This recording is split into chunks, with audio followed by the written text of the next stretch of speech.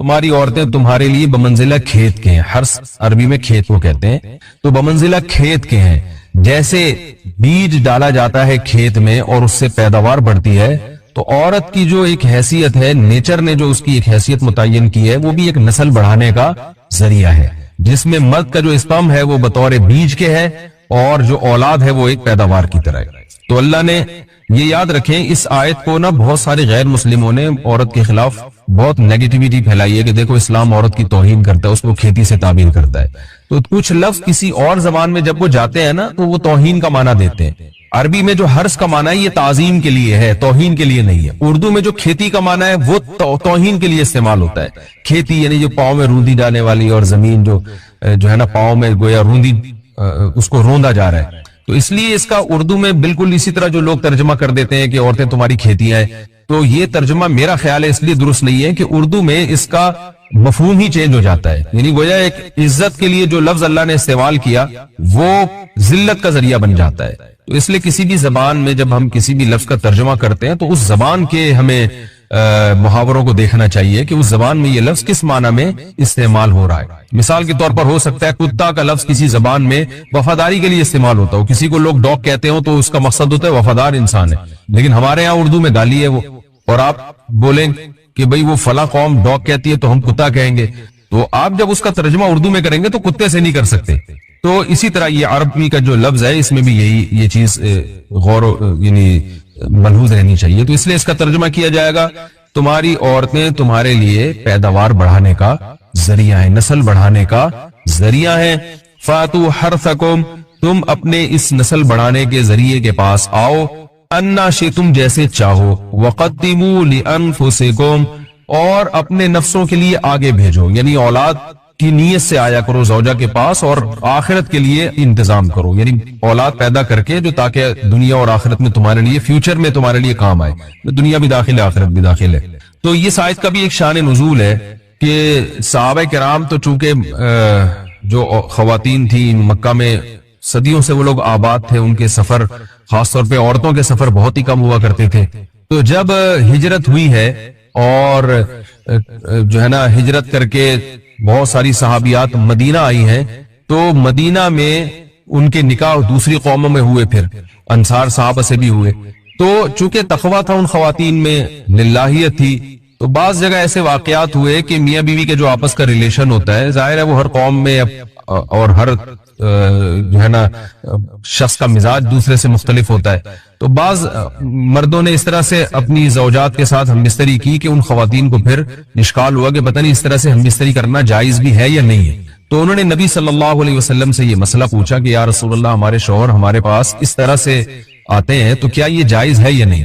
تو ان کے سوال کو بھی مبہم رکھا گیا اور قرآن نے اس کے جواب کو بھی کنایتاً بیان کیا, کیونکہ مسئلہ بظاہر حیا کے خلاف ہے. تو قرآن جب بھی کوئی ایسی بات ہوتی ہے تو اشارتاً کنایتاً اس کا تذکرہ کر دیتا ہے تاکہ مسئلہ بھی واضح ہو جائے, کیونکہ ظاہر ہے اس کی ضرورت تو قیامت تک آنے والے انسانوں کو پڑ سکتی ہے نا. یہ تو ہر میاں بیوی کا اپنا ایک ذاتی مسئلہ ہوتا ہے کہ ہمیں کس طرح سے پرمیشن ہے, کس طرح سے پرمیشن نہیں ہے. تو اللہ تعالیٰ نے بھی اشارتاً ہی اس حکم کو قرآن میں بیان کر دیا. قرآن میں اس لیے بیان کیا کہ تاکہ اس میں کوئی اجتہادی اختلاف کی گنجائش نہ رہے. تو اللہ نے قرآن مجید میں بیان کیا, فرمایا نساؤکم حرث لکم, تمہاری جو ازواج ہیں, تمہاری جو بیویاں ہیں, وہ تمہارے لیے بمنزلہ کھیت ہیں. کھیت کا مطلب کیا ہوتا ہے؟ پیداوار بڑھانے کا ذریعہ. تو اس میں سب سے پہلا مسئلہ تو قرآن نے یہ بیان کر دیا کہ زوجہ سے جو ہم بستری ہے وہ صرف اسی راستے میں جائز ہے جس سے اولاد ہوتی ہے, کیونکہ عورت کو اللہ نے بنایا ہے نسل بڑھانے کے لیے. تو کوئی بھی ایسا ہم بستری کا طریقہ اختیار کرنا جو نسل بڑھانے کا ذریعہ نہ ہو, یعنی وہ نیچرل نہ ہو, تو وہ حرام ہے. تو اس میں اللہ نے یہ حکم دے دیا. تو اس سے صاف یعنی حدیث سے بھی پتہ چلتا ہے اور تمام فقہاء کا اجماع بھی ہے اس آیت کی روشنی میں کہ مسئلہ تھوڑا حیا کے خلاف ہے, لیکن میرا خیال ہے بتانا ضروری ہے کہ پچھلے راستے سے عورت سے ہم بستری کرنا بالکل حرام ہے, ناجائز. اور نبی صلی اللہ علیہ وسلم کی اس پہ بہت شدید لعنت ہے, بہت شدید وعید ہے. تو یہ بالکل انلیگل ہے اسلام میں کہ عورت کے پچھلے راستے سے اس سے ہم بستری کی جائے. جو لوگ لڑکوں سے بدفعلی کے عادی ہوتے ہیں ان کو یہ ایک چسکا لگ جاتا ہے, تو یہ حرام ہے, ناجائز ہے, کیونکہ اللہ نے بتا دیا کہ یہ تمہارے لیے بمنزلہ کھیت کے ہیں. تو اس میں قرآن نے وہ جو سوال تھا نا اس کی طرف اشارتاً جواب دے دیا اور آگے فرمایا فاتو حرثکم, تم اپنے کھیت کے پاس آؤ.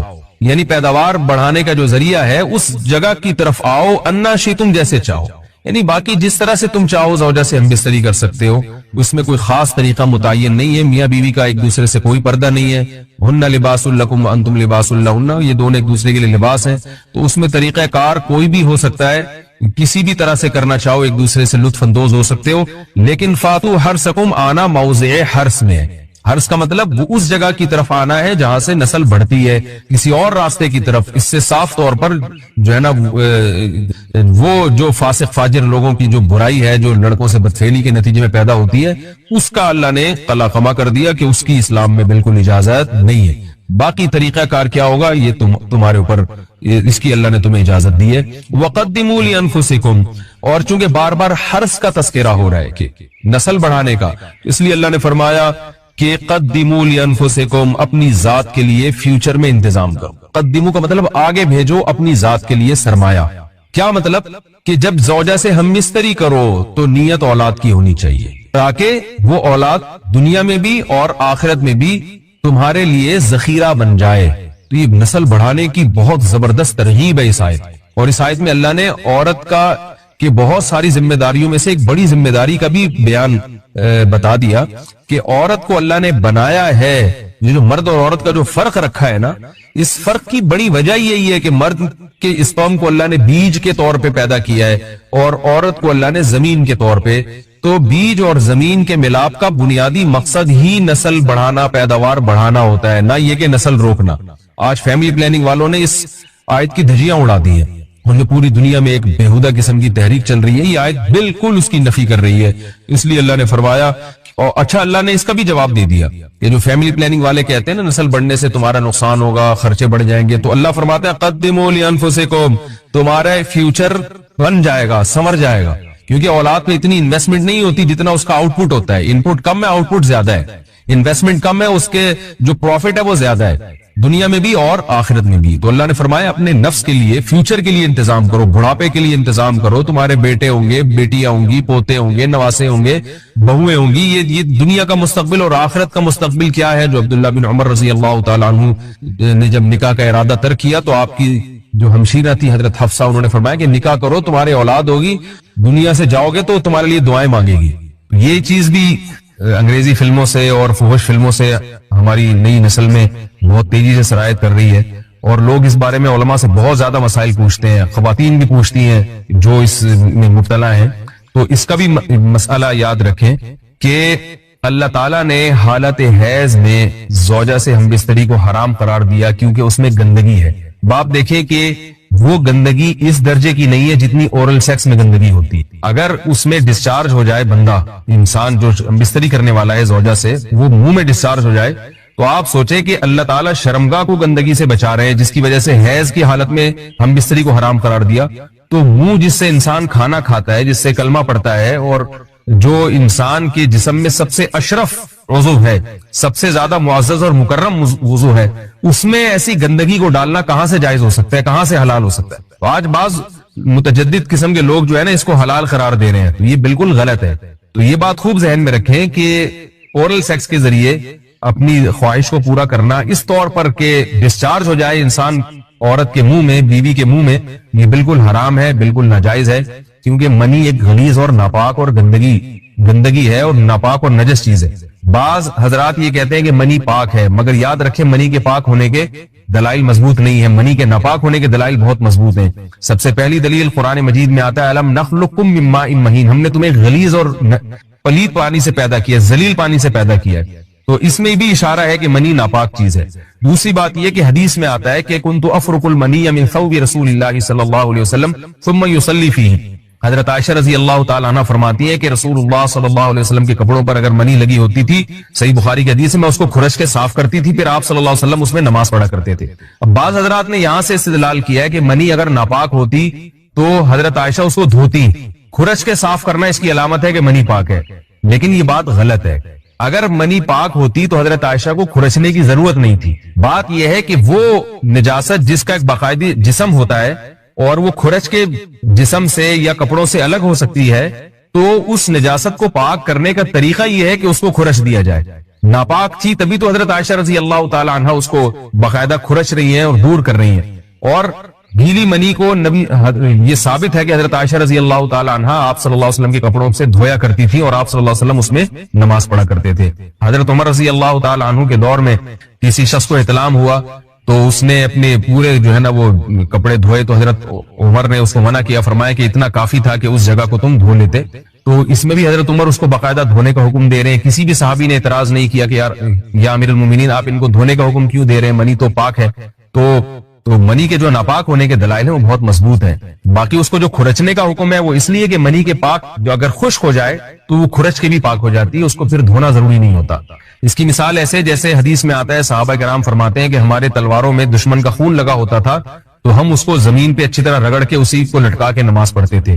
देखें, खून भी ऐसी चीज है कि जो सूखने के बाद उसकी एक पापड़ी सी जम जाती है, तो हालांकि खून को भी नापाक माना जाता है, जमहूर उलमा के यहाँ खून नापाक चीज है, लेकिन सहाबी क्या कर रहे हैं, उसको रगड़ के जमीन पे और खुश जो उसको अच्छी तरह रगड़ के जब उसका असर जाहिल हो गया तो उसी को लटका के नमाज पढ़ रहे हैं। तो जैसे खून नापाक होने के बावजूद रगड़ने से पाक हो जाता है, अगर किसी ऐसी चीज पे लगा हो जो लोहे या ऐसी सख्त चीज पे, तो ऐसे ही मनी अगर कपड़ों पे लगी हो, खुश्क हो जाए तो उसको अच्छी तरह जब खुरच दिया जाए तो वो पाक हो जाती है। लेकिन इससे ये साबित नहीं होता कि मनी पहले से ही पाक है।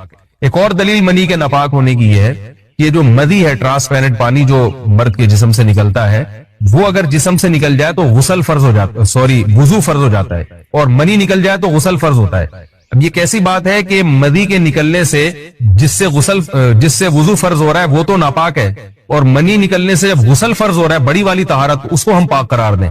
इसलिए इमाम अबू हनीफा रहमहुल्लाह ताला का मजहब मनी के बारे में कि ये नजासत गलीजा है, और इमाम मालिक का भी यही मजहब है। ये मजहब बहुत दलाइल के लिहाज से कवी है, तो इसलिए औरत के मुंह में डिस्चार्ज होना ये बिल्कुल हराम है, नाजायज है, गंदगी है, इस्लाम में इसकी कतन इजाजत नहीं है। और अगर उन अइम्मा का मजहब लिया जाए जो मनी को पाक समझते हैं, इसलिए मैं ये अर्ज कर रहा हूं कि बाज हजरात ने इस पे फतवा दिया है। कुरान मजीद में है इन्नल्लाह ला यस्तही मिनल हक, कि अल्लाह ताला हक बात बयान करने से हया नहीं करते। हदीस में भी बाज ऐसे मसाइल को अल्लाह के रसूल ने बयान किया है सल्लल्लाहु अलैहि वसल्लम ने, जो बज़ाहिर हया के खिलाफ है, मगर इसलिए बयान किया कि अगर आप सल्लल्लाहु अलैहि वसल्लम बयान न करते तो लोग उन बेशर्मी के कामों में मुब्तला हो जाते। इसी वजह से मैं भी हिम्मत कर रहा हूँ कि एक और ऐसा गुनाह जो जिसमें लोग मुब्तला हैं, और वो है हया के खिलाफ, मगर है बहरहाल शरीयत का मसला और लोग उसमें गुनाह में मुब्तला भी हैं, इसलिए बताना जरूरी है। वो ये है कि लोग शादी के बाद भी आज की नौजवान नस्ल ज़ौजा से, बीवी से गैर फितरी तरीके से हम बिस्तरी करते हैं। इंटरनेट पे बेहुदा फिल्में देखते हैं, तो जो चीज अंग्रेजों की देख रहे हैं कि उनके कल्चर आहिस्ता आहिस्ता मीडिया के जरिए हमारे मुआशरे में भी आ रहा है। अल्लाह के रसूल सल्लल्लाहु अलैहि वसल्लम ने लानत फरमाई है, एक रिवायत में है कि अल्लाह उसकी तरफ देखेगा नहीं कि जो अपनी ज़ौजा से पिछले रास्ते से हम बिस्तरी करेगा।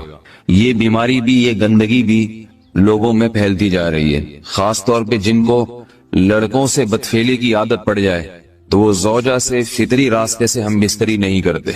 अल्लाह ने फरमाया कि निसाउकुम हर्फुल लकुम, ये तुम्हारी ज़ौजात हैं, बीवियां हैं, ये नस्ल बढ़ाने के लिए हैं। तो उसी रास्ते में इंसान अपनी ख्वाहिश को पूरी कर सकता है जिस रास्ते से नस्ल बढ़ती है। उसके अलावा किसी और रास्ते से अपनी ख्वाहिश को पूरा करना ये हराम है, गुनाह कबीरा है, गंदगी है। हमारे पास केसेस आते हैं, एक फादामन लड़की की शादी होती है, लड़का भी बज़ाहिर बड़ा नेक, लेकिन क्या है, लड़का चूंकि ठरकी होता है, शहवत का दरिंदा होता है, तो वो ये नहीं देखता कि मैं अपनी बुरी ख्वाहिश मिटाने के लिए मैं अपनी ज़ौजा को गैर फितरी तरीके पर मजबूर कैसे कर सकता हूँ। तो मजबूर करता है फिर अपनी बीवी।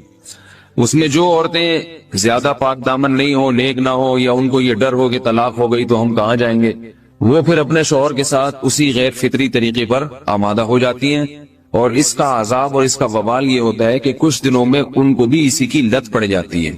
इंसान जब भी कोई गैर फितरी रास्ता इख्तियार करता है, आखिरत का अजाब तो बाद में, दुनिया का अजाब ये आता है कि फिर उसको लज्जत फितरत में आती नहीं है। तो जो रास्ता अल्लाह ने रखे उसमें उसको लज्जत नहीं आएगी, वो गंदगी में ही घुसने की कोशिश करेगा, उसकी भी फितरत खराब हो जाती है, और जिसके साथ ये बदफेली की जाए उसकी भी फितरत खराब हो जाती है, वो भी फिर किसी के काबिल नहीं रहते।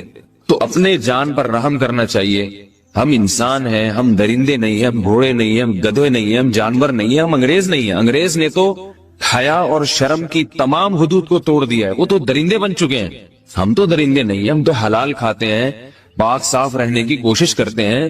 تو ہم ان کی جو کلچر دیکھ کے ہم ویسے درندے بننے کی کوشش کیوں کریں؟ تو یہ بہت بڑا وبال ہے, بہت بڑی برائی ہے جو ہمارے معاشرے میں آہستہ آہستہ جڑ پکڑتی جا رہی ہے, اور اس سے بیماریاں بھی پھیلتی ہیں. غیر فطری طریقہ ہے, بیماریاں بھی پھیلتی. ایسے کیسز آتے ہیں کہ جناب وہ مرد مجبور کر رہا ہے بیوی کو, اور وہ بیوی جو ہے ساتھ نہیں دیتی تو پھر اس کو طلاق کی دھمکیاں دیتے ہیں. ایسے کیسز بھی آتے ہیں. اور یہ بھی آتا ہے کہ مرد جب اپنی بیوی کو غیر فطری طریقے پر مجبور کرتا ہے, بیوی آمادہ نہیں ہوتی, تو مرد کو یہ دھمکی دیتا ہے کہ بھائی میری خواہش تو تم سے پوری ہوتی نہیں ہے, پھر میں دوسروں کے پاس جاؤں گا. تو یاد رکھیں, جس عورت کا شوہر یہ دھمکی دے اس کو کہ میں زنا کروں گا اگر تم نے میری خواہش پوری نہیں کی غیر فطری طریقے سے, تو عورت اپنے شوہر سے کہہ دے کہ جاؤ تم کہیں اور جا کے منہ کالا کرو, تمہاری فطرت میں گندگی ہے تو یہ مجھے گندا بنانے کی کوشش نہ کرو. اس کو زنا کرنے دیں, وہ اللہ آخرت میں اس سے بھگتے گا. ہر بیماری کا اللہ نے علاج رکھا ہے. اللہ کے رسول صلی اللہ علیہ وسلم نے فرمایا, صحیح بخاری کی حدیث, ما انزل اللہ من داء الا انزل له دواء, کوئی بیماری ایسی نہیں ہے جو اللہ نے نازل کی ہو اور اس کے لیے دوا نہ رکھی ہو دنیا میں. تو اگر کسی کو ایسی لت پڑ گئی ہے غیر فطری کام کی, تو اس کو چاہیے کہ وہ اپنا علاج کرائے, ڈاکٹر سے بھی رابطہ کرے. اور سب سے بڑا علاج یہ کہ کچھ وقت صبر کرے گا, چھوڑ دے گا کچھ عرصے کے لیے, تو خود بخود آہستہ آہستہ صحیح ہو جائے گا.